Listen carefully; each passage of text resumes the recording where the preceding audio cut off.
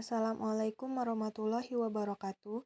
Perkenalkan, nama saya Nisvina Angelia dari kelas 1 TRPLB, NPM 1062148. Di sini saya akan memenuhi tugas dari mata kuliah PDE. Baiklah, saya akan menjelaskan tentang uji normalitas. Apa itu uji normalitas? Uji normalitas adalah sebuah uji yang dilakukan dengan tujuan untuk menilai sebaran data pada sebuah kelompok data atau variabel, apakah sebaran data tersebut berdistribusi normal ataukah tidak. Berikut adalah langkah-langkah menguji normalitas menggunakan Lilliefors. Yang pertama, merumuskan hipotesis, yaitu H0 adalah sampel berasal dari populasi berdistribusi normal. Kemudian H1 adalah sampel tidak berasal dari populasi berdistribusi normal. Dan alfa, yaitu taraf nyata. Nanti kita menggunakan alfa 0,05 atau 15%. Selanjutnya, data diurutkan dari yang terkecil sampai yang terbesar. Kemudian, cari rata-rata dan simpangan buku sampel. Tentukan nilai Z atau angka baku dengan rumus di samping.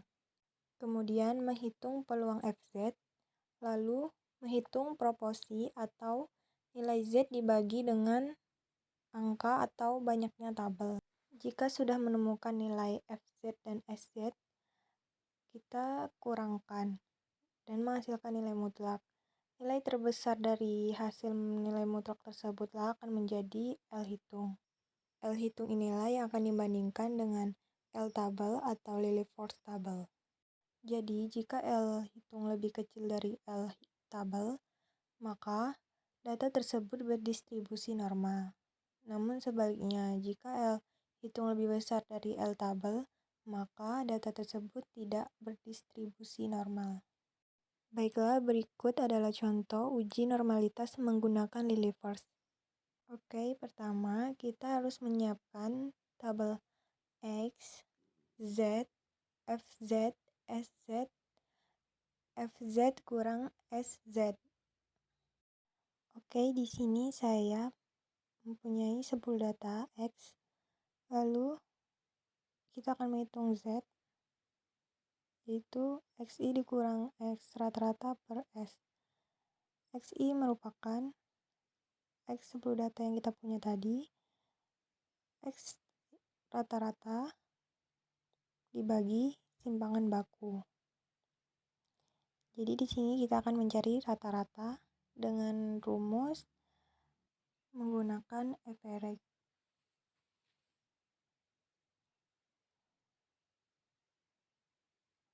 Lalu kita klik B4 sampai B13. Lalu enter dan menghasilkan 50.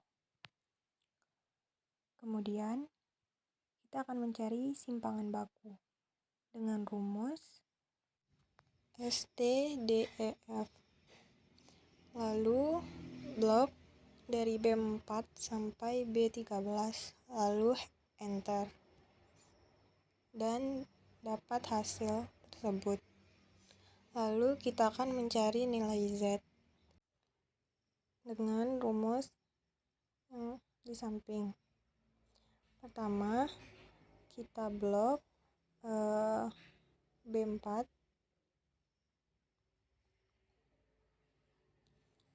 lalu jangan lupa buka kurung, lalu sesuai dengan rumus kita kurangkan dengan rata-rata agar nanti bisa kita copy.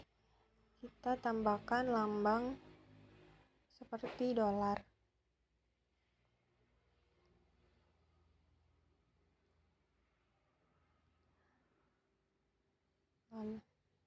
Lalu dibagi dengan simpangan baku.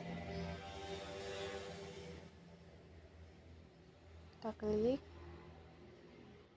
Dan juga jika agar bisa kita copy, kita taruh lambang dolar dan enter. Lalu kita tarik sampai ke bawah. Lalu kita akan mencari FZ.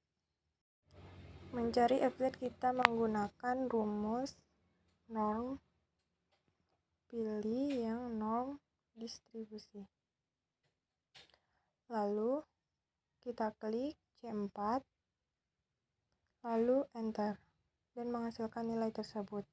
Lalu kita tinggal tarik ke bawah. Tada!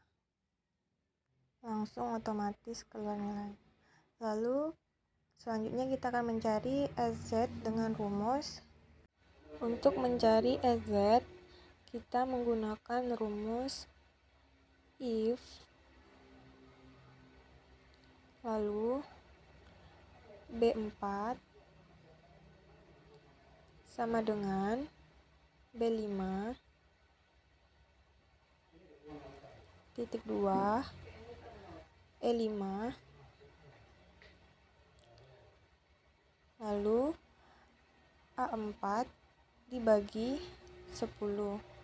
10 ini adalah jumlah data. Lalu kita tutup kurung, enter. Lalu kita tinggal tarik sampai ke bawah, copy, dan menghasilkan nilai tersebut. Setelah itu kita akan mencari nilai mutlak, yaitu FZ dikurang SZ. Di Excel untuk mencari nilai mutlak dengan rumus ABS. Lalu klik D4 dan E4. Lalu enter. Dan tarik sampai ke bawah. Dan menghasilkan nilai tersebut. Lalu kita akan mencari nilai terbesar atau maksimal.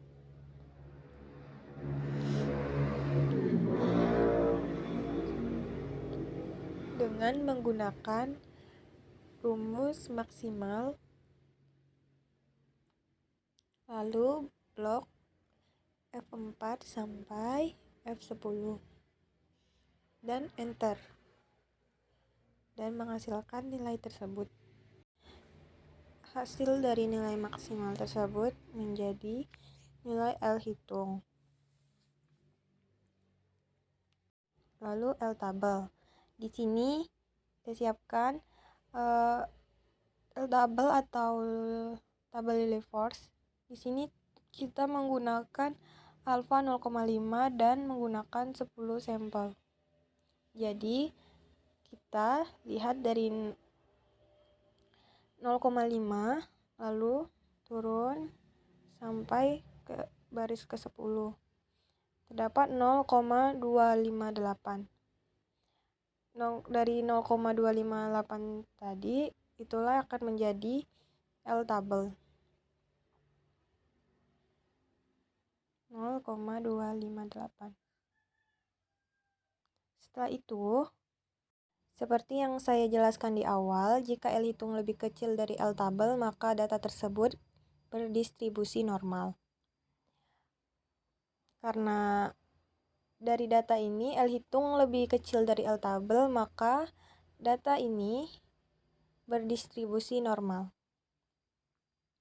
Sekian penjelasan dari saya. Saya ucapkan terima kasih. Wassalamualaikum warahmatullahi wabarakatuh.